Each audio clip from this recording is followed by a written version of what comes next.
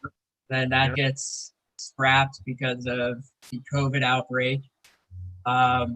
They struggled to rebook that matchup, so that never happens. Woodley goes on to fight Burns. Burns gets that shot, takes advantage of it.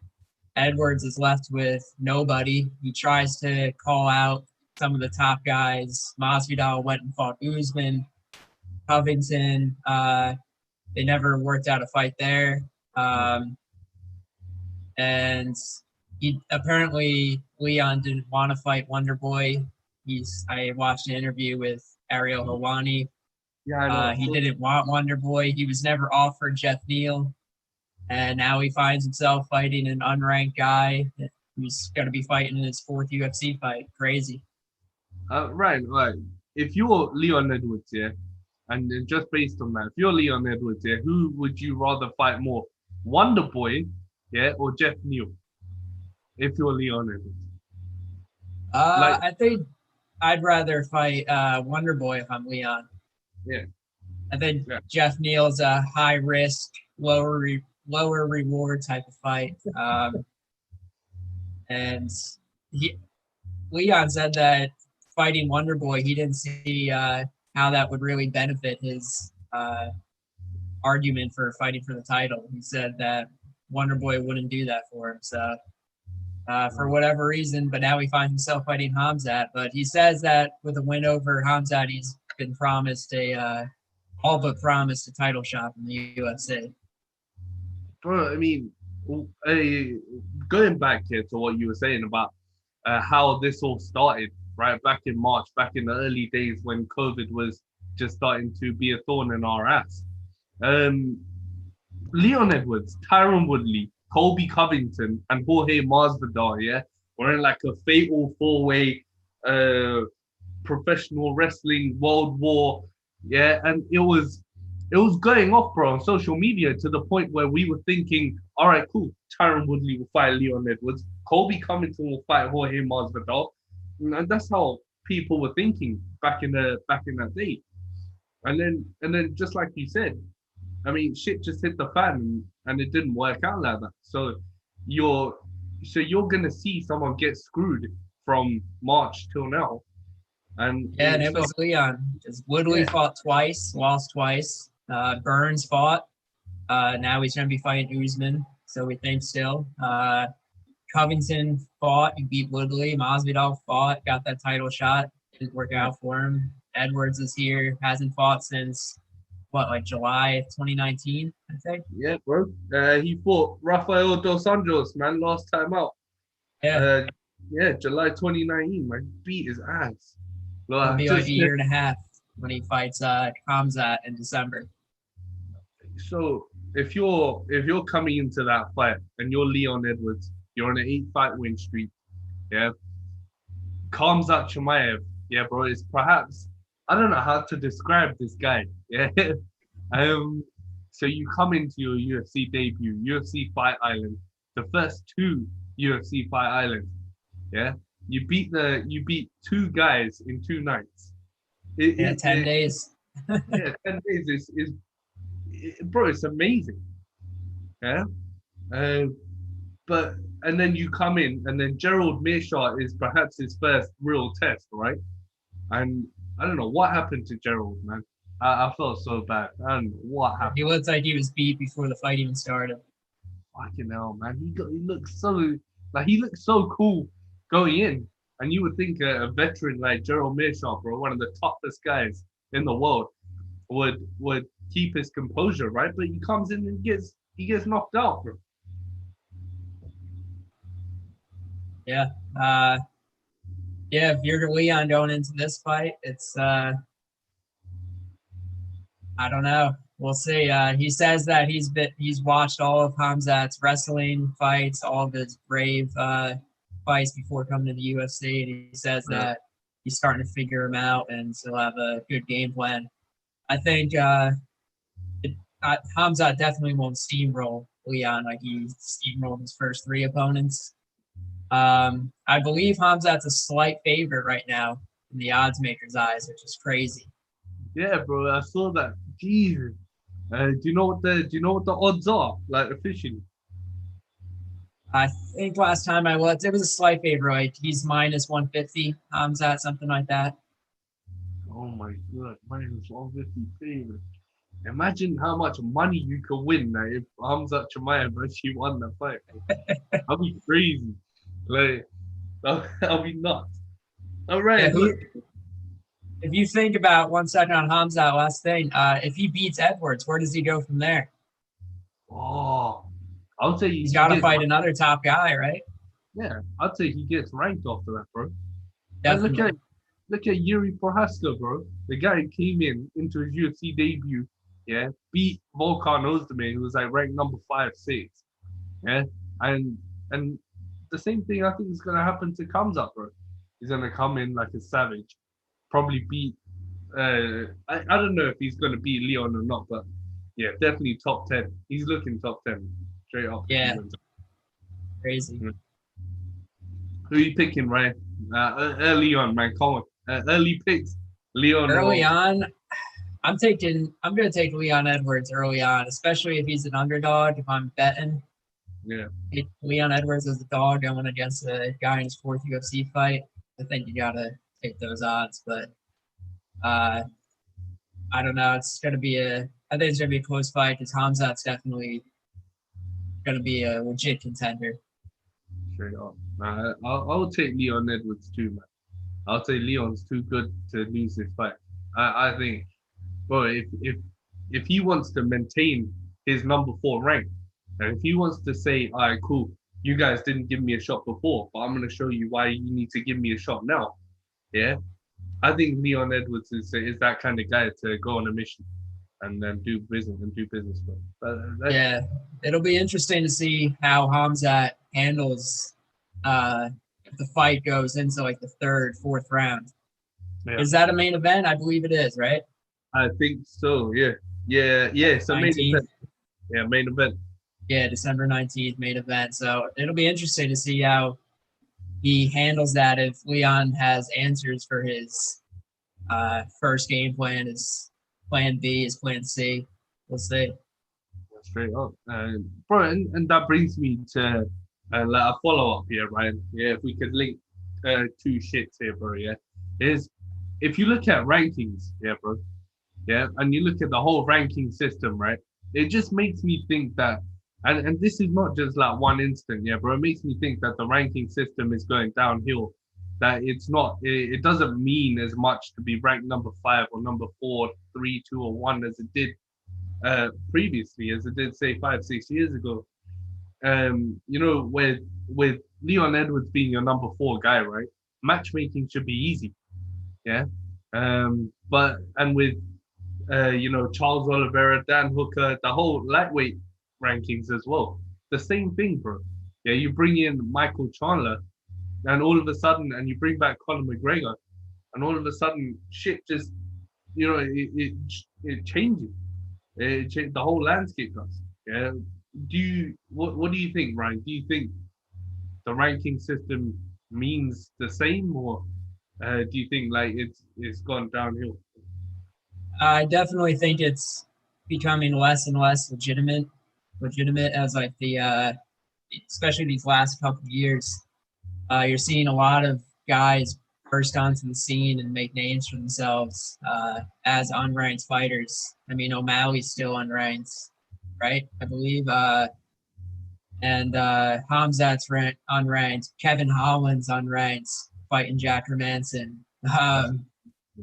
So you got these guys who are just jumping off the page in their UFC debuts, following it up with a good second performance and a good third performance. They find themselves fighting top guys as still being unranked in their division. And yeah, the number next to your name does not mean as much as it used to, that's for sure. Yeah, man. I think if you look at Kevin Holland, bro, right now he's one of my favorite fighters to watch in MMA too, man. I think that guy, he's evolved so much, bro, since I saw him against Thiago Santos in his debut. Yeah, the guy's a beast. Like, it takes one guy to win 2 fights in 1 year, but to do 5 in 1 year, yeah, bro, and be the first guy, it's amazing. Sorry, man, my dog's barking. No, your dog's freaking out, bro. Give me 1 second.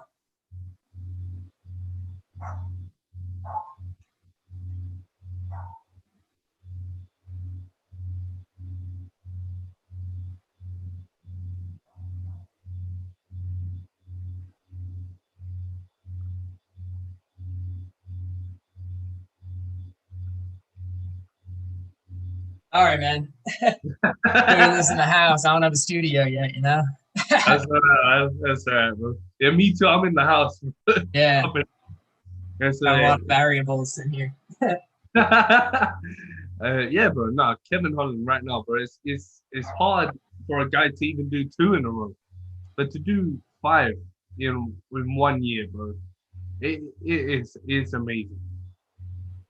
Yeah, 100%. Him and Hamza have massive opportunities coming up next month. I mean, really, it's 2 weeks from each other.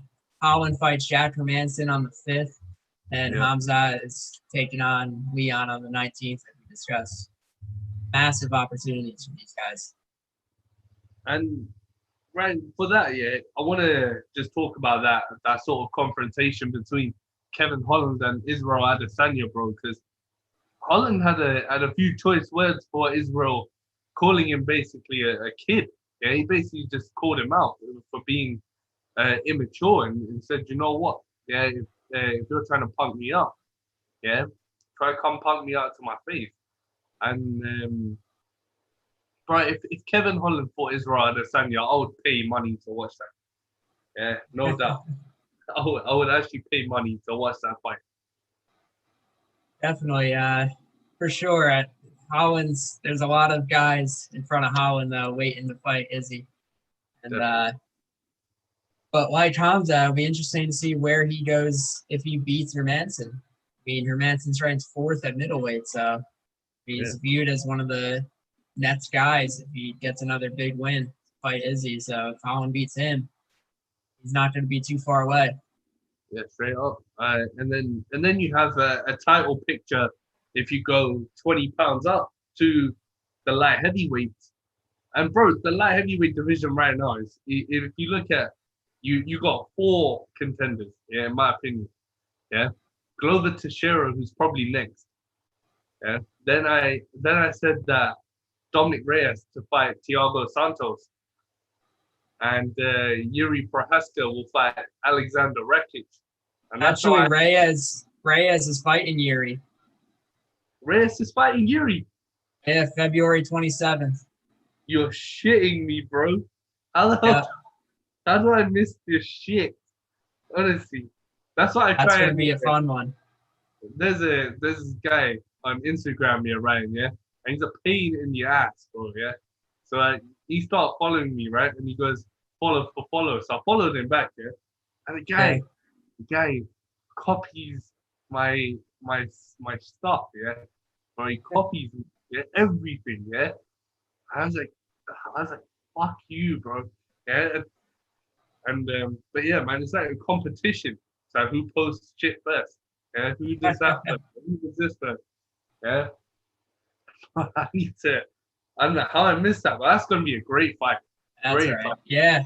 That's a great fight, bro. Shit. Dom Reyes. Ryan, what do you think? Dom Reyes, he's just coming off a title fight loss against Jan Blachowicz. Coming off another title fight loss against John Jones. Yeah. What do you think? Yeah. Early thoughts on that fight. I've been thinking about it a little bit already. I'm a big fan of Yuri's for sure. Me too. I think Reyes will have the technical advantage in the striking slightly. I think he'll have a slight speed advantage as well, but I think Yuri definitely has that power advantage. He showed that in the Özdemir fight. Özdemir doesn't get knocked out like that. And the way Yuri dropped him, I mean, Yuri's got some heavy hands. And I don't know. It'll be definitely, they're going to meet in the middle. Dom Reyes better come out with a better game plan because it's kind of a similar fight to Jan. And he's got to prepare for that power and have an answer for that power because he gets caught in the chin couple times. I think he's turned her down. Yeah, man. I think if you look at the Ozdemir fight with Yuri, Yuri's hands are down for the whole time. Yeah, he's not like putting them up. Yeah, and this was towards the end when Ozdemir was backed up against the cage, and Yuri comes at him with a flying knee, and he just tees off on him, bro. I mean, I don't think Dom Reyes will fall into that trap. Yeah, I think if Yuri has his hands down, Dom's gonna use those hands, bro. He's gonna let him go. Yeah, Dom is definitely faster than Uzdemir. Uzdemir was able to catch Yuri a couple times with his hand while his hands were down. So if Reyes is able to just tee off on Yuri being a little too slow, step behind, Reyes will have a lot of success in that fight. I don't know. It could go either way, really.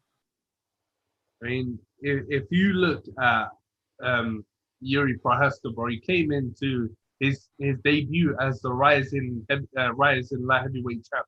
Yeah, bro, he beat some real tough guys. Like if you look at the resume, yeah, there's a lot of real tough guys, like former UFC veterans and stuff like that, bro. Yeah, And CB Dalloway.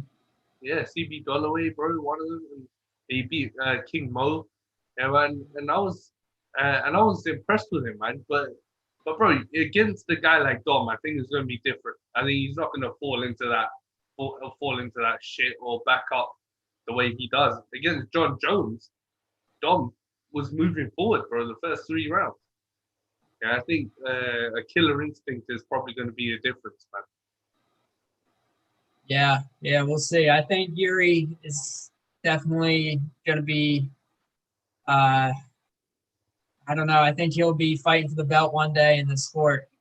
But you can't sleep on Reyes after losing to Jan, because what he did to John Jones just the fight before that was incredible.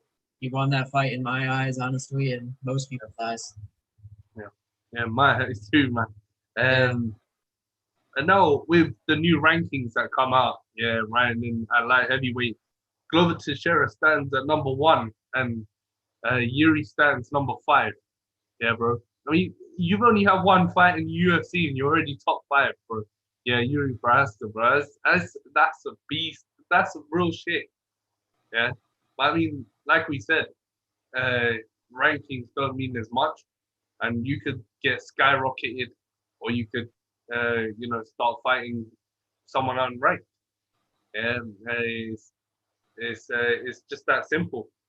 What do you think happens to Thiago Santos from here, right? Thiago, I expect him to try and make a pretty quick turnaround, honestly. He was sidelined for a bit. I know he was really disappointed in that fight against Glover. He dropped him a couple times, but really just got outclassed on the ground. Glover was very strong, incredible with his top position, and really just grinded on Thiago. And Thiago is very disappointed. I think he can come back, maybe fight a guy like Alexander Rakic.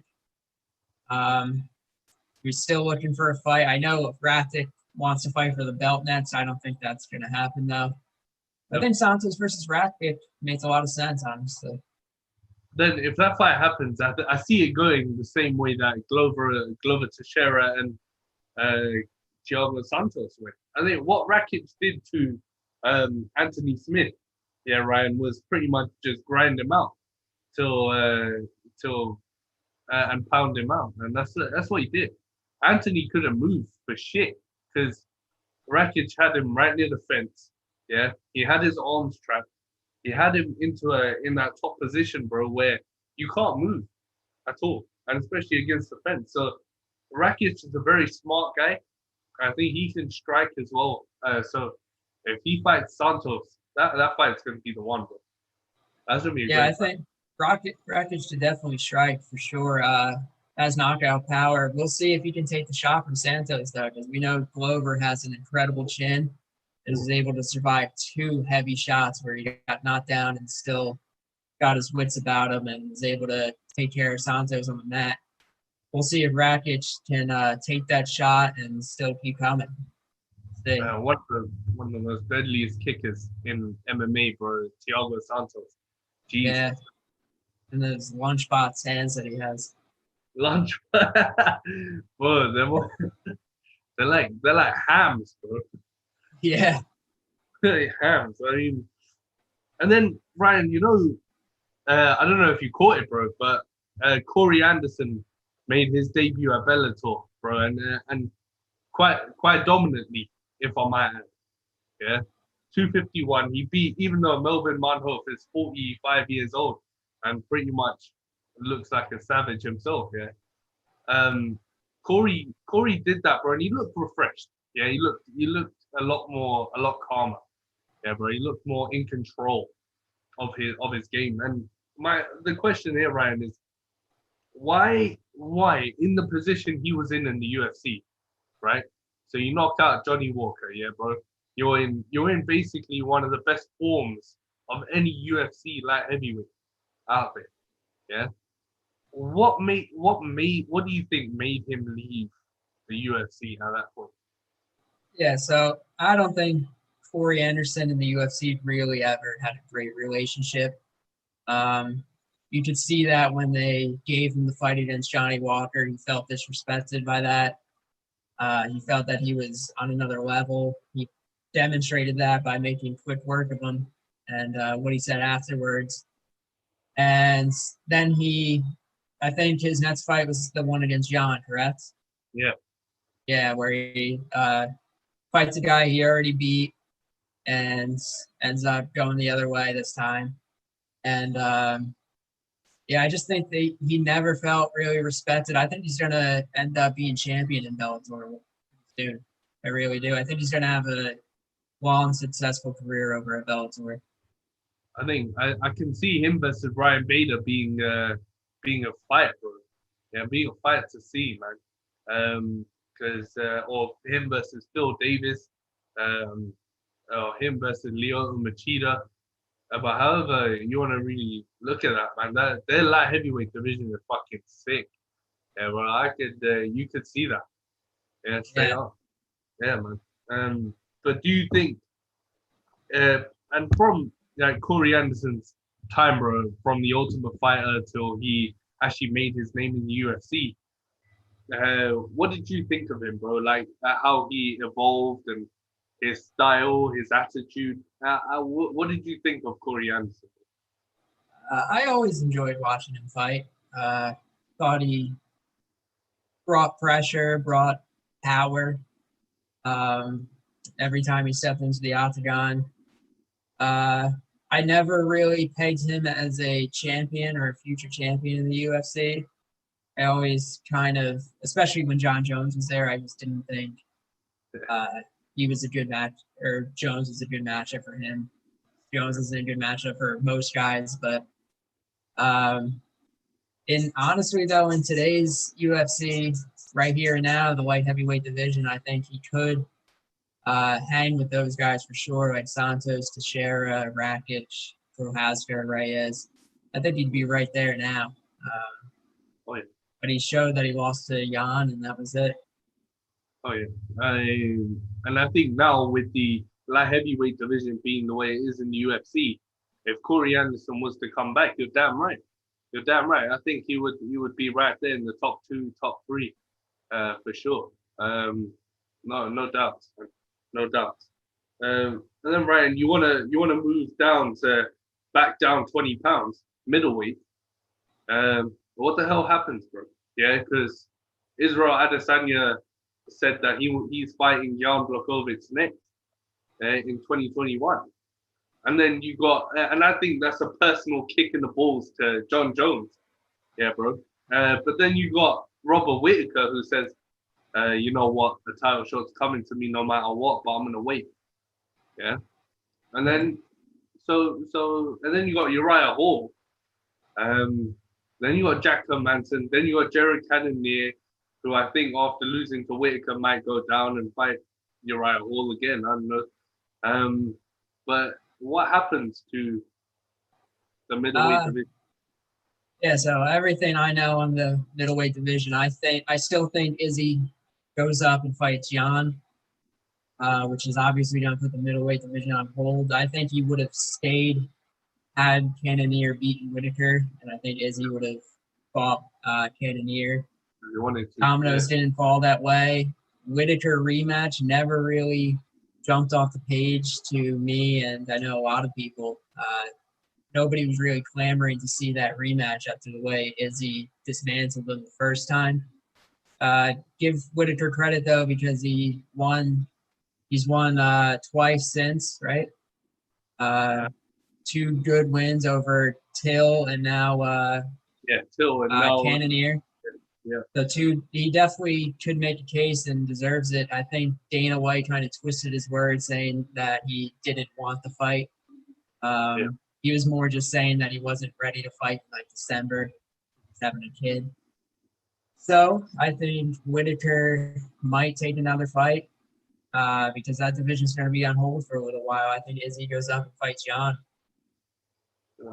Who does Whitaker go up against, bro? Because then you have Uriah Hall, who just knocked out Anderson Silva, But I don't want, or you want the winner of Jack Hermanson and Kevin Holland to fight Robert Whitaker, or bro, you got so many options here. Whether you look at ranked, whether you look at unranked, Costa too. Yeah, straight up, bro. Yeah, Costa. Yeah, Whitaker and Costa been calling each other out, bro. Yeah, I think that would be fun. I don't think Uriah Hall is going to get too big of a fight his next time out. Dana White was very unimpressed with how he fought against Silva, even though he knocked him out. Yeah. So I think Hall will fight somebody. Maybe he'll get the Romero fight again, but I don't think he'll fight a guy like Whitaker next. I think Whitaker, Costa, maybe the winner for Manson and Holland. Yeah. Right, brother. Oh, man. Dana White was chatting. Bro, I felt like going to Vegas and literally punching Dana White in the face. Yeah. He was shitting all over Anderson Silva and he shit all over Uriah Hall, bro, in the post-fight press conference. I fucking hate that, bro. Yeah. And I know I sound like Brendan Schaub right now, but I fucking hate that. Yeah, bro.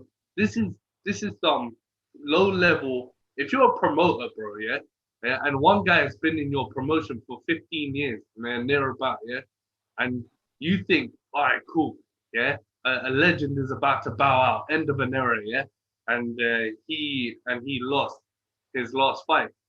What do? You don't shit on him, bro. That's the last thing you do. You don't shit on one of the greatest fighters of all time. Yeah, I think Dana was. I feel for him a little. I think he was in a tough spot because he did right by Anderson by letting him come back, fight again, and fight a guy like Uriah. He did right by him because he didn't have to put that fight. Anderson has looked pretty rough in his last several fights now, despite, of course, he's getting hurt. But that's part of it with how old he is, how many fights he's had. That comes with it now. And he did right by him by letting him fight Uriah. He didn't look good in the fight, in my opinion. But you're right. He didn't have to go as hard on him after. Yeah. I think Uriah Hall, bro. I love Uriah Hall. I love him. I love watching Uriah, bro. And I think this is what Dana doesn't understand. Yeah. And this is what I think. This is what I see on the Contender Series when he's giving out contracts. I see him when he's doing interviews and stuff. And he doesn't understand, in my opinion, what it takes to fight smart. I think fighting smart, is the most important thing. If you can be exciting and fight smart at the same time, you're in, But Dana just wants you to go out there and let shit go. I don't think that's the right thing to. I don't think that's 100% right. Yeah, I think you need to be smart. Yeah, bro. If you let it all hang out and you end up getting knocked out, bro, it's your night's over. And the other guy is the bonus. Yeah, he definitely rewards guys who are, searching for that finish. He's especially on the Contender Series. I mean, many guys have won a decision on the Contender Series and still gotten a contract. Probably not many. you gotta get finishes on that show to get a contract in most cases. And yeah, he carries that over to the UFC too. He hates guys like Uriah who fight very calculated and pick and choose their shots. Tyron Woodley, you can tell like he's had gripes with the way that he fights. Yeah, he definitely doesn't like guys who pick and choose their shots. That's for sure. Even Israel even pick and chooses his shots, bro. But he does it in a way that it redefines swagger, it redefines flamboyance and flash. But he redefines martial arts, bro, honestly. Like the whole realm of striking, Israel Adesanya covers it. Yeah, bro. Yeah, it's incredible. It's a treat every time we get to watch it fight, honestly. Yeah, man. Yeah, he picks and chooses his shots, but the shots that he throws are they're perfect. It's crazy. Like, bro, that's Mr. Perfect, bro, right there. That is Mr. Perfect in UFC. If you want to be a striker, yeah, watch Israel Adesanya, man. Yeah. And then Ryan, like we were just talking about on the contenders, there's even last night, yeah, bro, I saw it. And there was one guy, Danny Sabatello, yeah, bro, and he won his fight, yeah, bro. He reminded me a lot of Ally Quinta, yeah, bro, where he was just like grinding you out, yeah, and his wrestling was beautiful to watch, bro. But he wasn't just lying there. He was pounding the guy out. He was transitioning, yeah. He was basically throwing shots the whole time, and Dana didn't give him the contract, bro. Even though Dana talked him up and praised him, he didn't give him the contract. So yeah, there's been a few guys like Anthony Romero, Tucker Lutz, even like guys who have performed very well on the show, and I think could have gotten contracts and did it. Yeah, that guy, he just adds to the list. Something I want to bring up that's related to this. You notice how, I guess it's probably been over the past year roughly, referees step in very quickly when guys are in the clinch or on the grounds. And if they're not being very active, they'll step in and they'll stand them up. Do you think Dana is kind of swaying that to try and get more finishes, more highlight reel finishes? I think, but I think as of late, the referees have had a lot of criticism. They've had a lot of hate for this stuff. Yeah, and I think only they know they have the best seat in the house. I think Dana has swayed it a little bit because, bro, referees do hear this stuff. Yeah, it's not like they're oblivious to hearing what Dana says or they can't hear what Dana says in interviews about them or what he said in the past. So I think he swayed it a little bit in terms of influencing their minds. Yeah, and he's had a bit of an influence on them to put them under pressure. You notice that, right? How they stand them up very quickly now? Yeah, man. Yeah, short leash. Yeah. I think, bro, I don't know why. It's mixed martial arts, bro. Yeah, if you're not there to mix it up, yeah, go watch boxing, man. Yeah, Yeah, I hear Shakur Stevenson's the one, bro. Yeah, and if you go watch kickboxing, bro. Yeah, I hear Alex Pereira's the one there, man. And bro, I think it's I don't know how to describe this. Yeah, but I think we touched on it throughout this whole thing. Yeah, bro, is that Dana likes it when you put it all on the line. Yeah, or bro, even if you don't put it on the line, yeah, but you score some highlight reel knockout. Yeah, that's your icing on the cake, man. Like Joaquin Buckley. Yeah, I thought, bro, that knockout was sensational. Yeah. Ryan, well, you're speechless, bro. Yeah, no, I'm just letting you go. Yeah, it sure was. That's knockout of the year in my opinion. How about you? I did an article yesterday, the UFC awards, and I had that as knockout of the year so far. Man, it's hard to disagree. Yeah, I was thinking like maybe Cody Garbrandt versus Sun Tzu. O'Malley versus Wineland. Ooh. What was the other one? Shemaya versus Mearshart. Oh, you put that on there too. Oh, Just considering it, yeah. oh.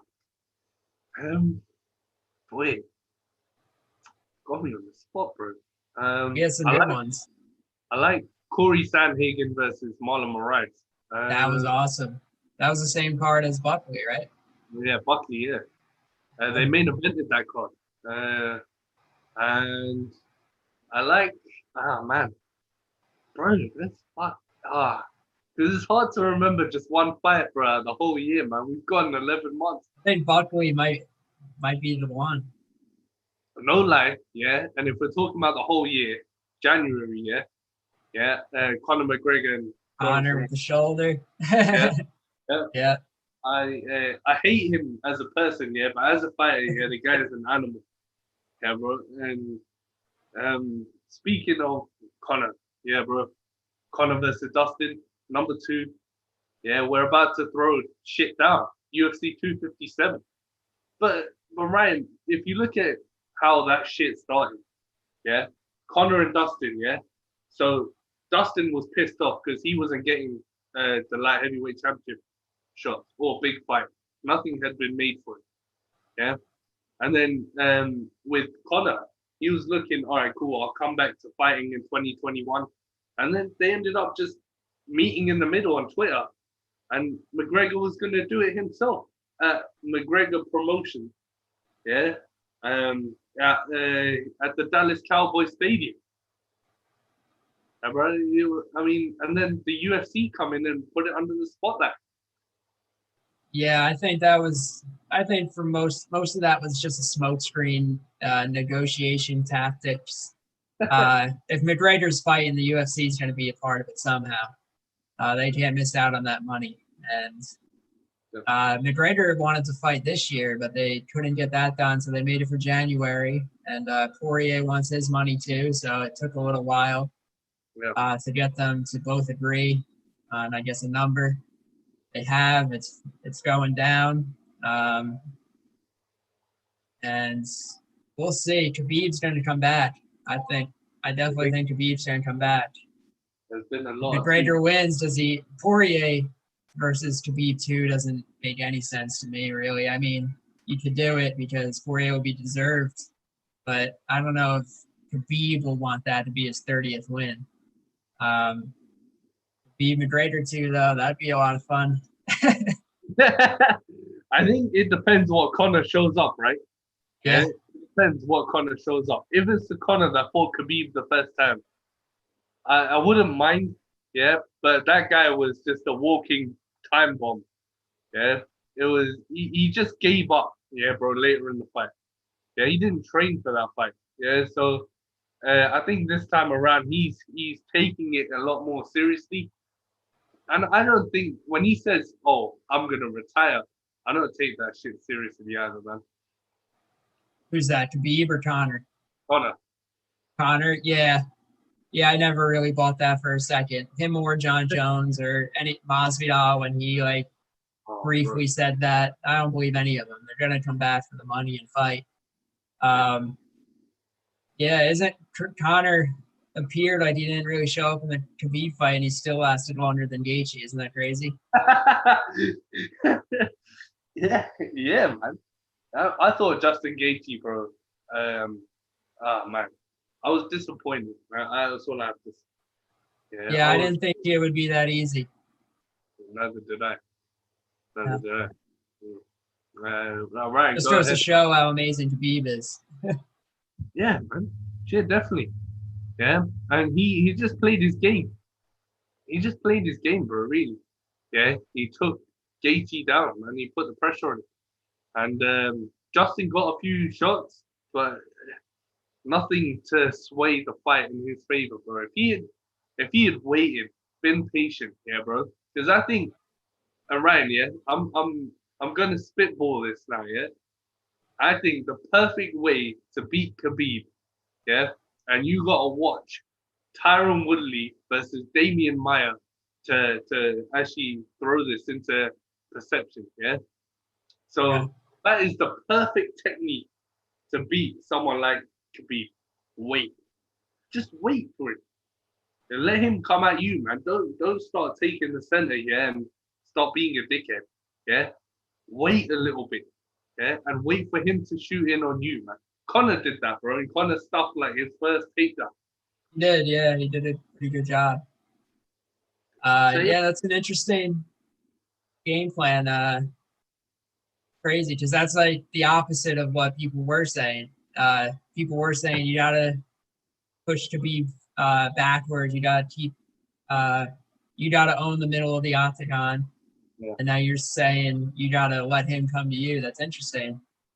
Definitely possible if you got that power and you could, if you feel like you can stuff a few takedowns and catch him coming in. Yeah. Definitely. Yeah, I don't know. We'll see. What do you think? Michael Chandler, he's got to fight either Gaethje or Ferguson, right? I did a post about this. Yeah, and I did a lightweight matchmaking as well. Yeah, I gotta go with fuck. I gotta go with Tony, bro. I have to say Tony. Yeah, it makes sense to me. Yeah, bro, because I think McGregor's not getting a straight title shot. Yeah, in my opinion.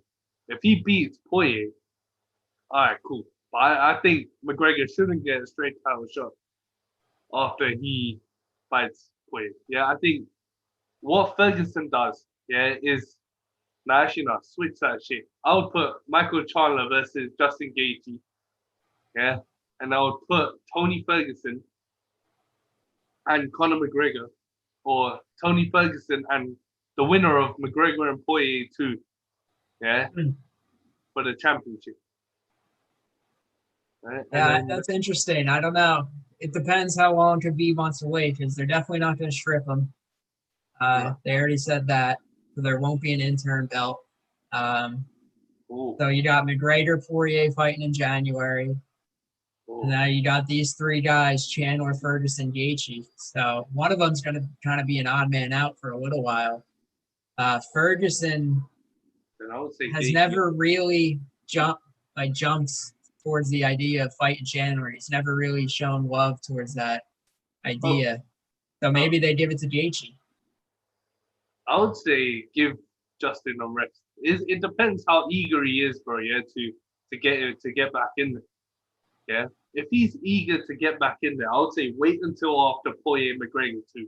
Yeah, then I think they have a clearer picture on what to do with Justin Gaethje after the championship fight. Because I think because he's lost to Khabib, yeah, and Dustin's beaten Justin Gaethje as well before. Yeah, bro. So I think you put Justin Gaethje onto like one side a little, yeah, and then you push Michael Chandler up there. I'd say you put Tony Ferguson and Michael Chandler 1-on-1. Yeah, I would take that. I like that. I would do Ferguson, Chandler. I would do wait for McGregor. I might even do Ferguson Chandler on as the co-main event on that January pay-per-view. Under McGregor Poirier 2. If McGregor wins, I think they will give him a title shot against Khabib. I think they'll do everything to make that happen. If Poirier wins, I think you have him fight Gaethje. Poirier versus Gaethje. And then you might go winner of Chandler Ferguson to fight Khabib, maybe. Oh shit! Right. Because remember, Chandler was the backup for Gaethje Khabib when they had that fight not too long ago. Yeah. Chandler was the replacement in case one of them got hurt, so they're fine giving him a title shot really as soon as possible. And this weekend, bro, is fight night. Yeah. RDA called out Michael Chandler. Yeah, bro. Have you been? Have you been? I knew that was never gonna happen. Oh my god! But why not though? Like if you get called out, yeah, by a legend like RDA, yeah, bro, it's your UFC debut, and he was ready to go in for a championship shot, but he's not ready to go in against RDA for your debut. Oh, I think don't expect it to come in and get spoon fed. Yeah, bro. I think if you're gonna fight, Yeah, expect a big fight. But if someone's calling you out short notice, it is gonna say a lot about your character, man. It's about just first impression. Yeah, a couple things on that. It definitely speaks to Paul Felder's character for taking the Oh, fight. I mean, that guy's just a 100% gangster. Uh, Now, Michael Chandler, I never thought he was going to take that RDA fight. One, because it's short notice. Two, I know we said the rankings don't really matter, but RDA is unranked right now at lightweight. And I just never thought Chandler would take that risk. I mean, RDA is still a tough night out for anybody. Yeah, man. Yeah, definitely. I think he's got beaten. He did, bro. He started well against Tony Ferguson. Before Tony put the pressure on him, yeah, RDA was actually piecing him up. I think one guy who hasn't been in this conversation, bro, and I posted this up today, is Anthony Pettis, bro. I'm not putting him championship picture, yeah, no way, yeah. I'm putting him in I'm thinking about him as a welterweight top 14, yeah, and I'm thinking about him as a lightweight as well, potentially. Yeah, bro, but right, I mean, in the midst of all these stars, yeah, and all these big fights, where would you put Dos Anjos coming into this fight Saturday night? Where would I put RDA? Yeah. Well, if he beats Felder, I think he's gonna jump right in there to the top 10 at lightweight. Yeah. Right on the cusp. Because if he beats Felder, he could set something up maybe with Oliveira, maybe even Hooker. Something like that. It goes, bro. If you beat Felder. Would you put Dan Hooker and Charles Oliveira one-on-one? I would actually, yeah. I think there's everybody ahead of him's got stuff going on. Chandler, I don't think wants to fight either Hooker or Oliveira. Yeah, they're just not the big name really, and they're very risky to fight because both of them are so good. I think match them up, yeah. I think Michael Chandler is showing me right now that he's a pussy. Yeah, I mean, bro, if you come in here and you're a 6-time or 3-time, Bellator lightweight champion, yeah, bro, Charles Oliveira and Dan Hooker are top 5, top 6 guys. Yeah, fight them, bro. I bet you if you fight someone like that, yeah, and bro, Charles Oliveira, especially if you beat Oliveira Hooker, Dana White's gonna see that shit and he's gonna be like, bro, Chandler's legit, bro. You know. I know. I think the UFC kind of set a precedent that they might regret now with Chandler making him the backup for that title fight, because now he's like, why would I fight the 5th, 6th ranked guy when I was just a replacement for a title fight? I want one of these top contenders. I want Ferguson. I want McGregor. I want Poirier. I want Gaethje. I want one of them. I think, yeah, the UFC making him that title replacement, I think, made him think he's got to fight one of these top big names. Well, I think that's what actually, just like we were talking about at the beginning, is about the rankings. Yeah, bro. And I think if you look at Oliveira and Hooker, they're right there in the thick of it. Sure. And fans were considering them, yeah, for being those contenders. But what happens to them after that, bro? Nothing. Yeah, if Michael Chandler comes in, like I said, he shakes this shit all up. Yeah, right, and just shit goes to hell, man. That's all it does. Yeah, it's not fair to Charles Oliveira, Dan Hooker, but then it's fair that they can fight each other, and then whoever wins that, I would say, climbs that ladder and gets a bigger fight going forward. Yeah, I think that's the matchup to make. I don't have any insider information on what's been keeping Oliveira from getting a fight all this time. It seems like he should have had one by now. I know a lot of guys avoid him, a lot of the top guys. But yeah, you would think he'd have a fight by now. Hooker coming off that, it was a big fight, him against Poirier. Didn't go his way, obviously, so he took a step back out of that top contender status. So I think right now, Hooker, Oliveira makes a ton of sense. Definitely. Ryan, bro, it's oh man, I don't know how to describe this sport, bro. Yeah, it's fucking nuts. The whole thing is nuts, bro. Yeah, COVID has brought out the best of social media. COVID's brought out breakout fighters. Um, any last thoughts, Ryan, before we wrap it up? Yeah. Who's your 2020 male fighter of the year?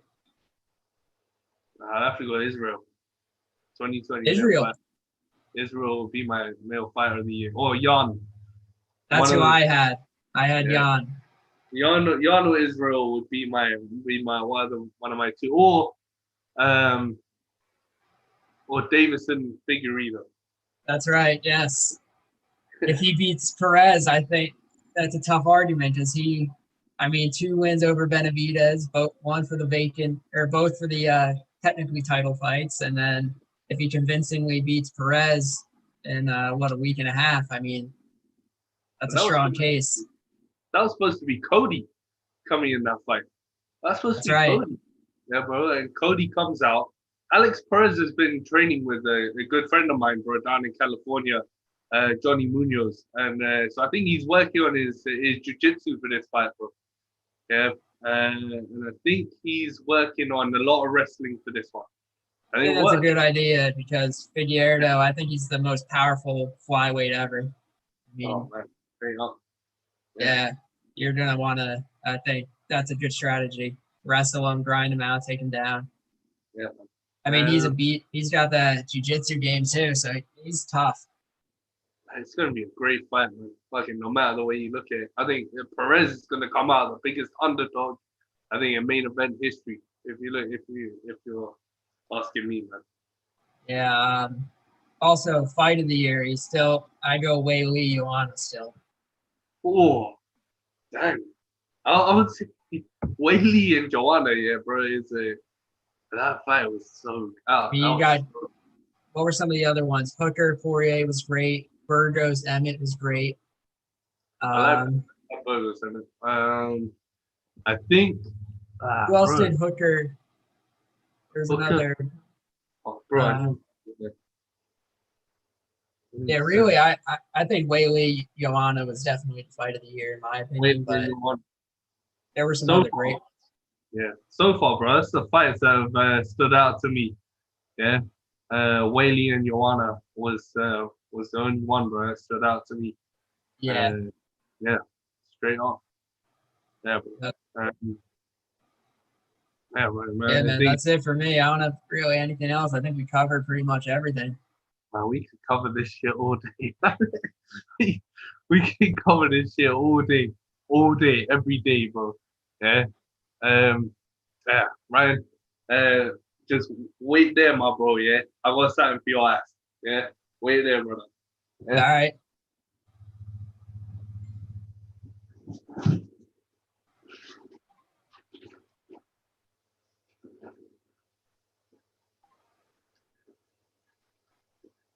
That shit is for you, my brother. Yeah. Oh, there it is.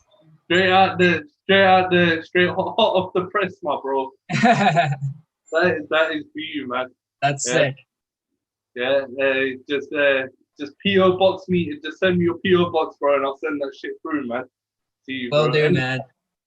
Anytime, brother. Bro, I mean, honestly, yeah, Ryan, we could be talking about this for days and days and days and days. Yeah. Yeah, this every question news comes out every day. Oh man, every question we have, bro, yeah, it leads to another question, another question. Ryan, man, it's always a pleasure, brother. Thank you, man. Yeah, man. Maybe we'll check back in a week or two. Yeah, definitely, bro. We should be doing this shit every week, man, with the amount of Yeah, we could. Yeah. Yeah, maybe we'll try and set that up. With the amount of stuff that goes on, bro, yeah, we could be doing this shit every day. Yep. um, Ryan, thank you so much, bro. Man, it's shit, man. It sounded like Brendan Schaub today. um, Stay healthy, thank man. Enjoy the you too, fights brother. too. You too, man.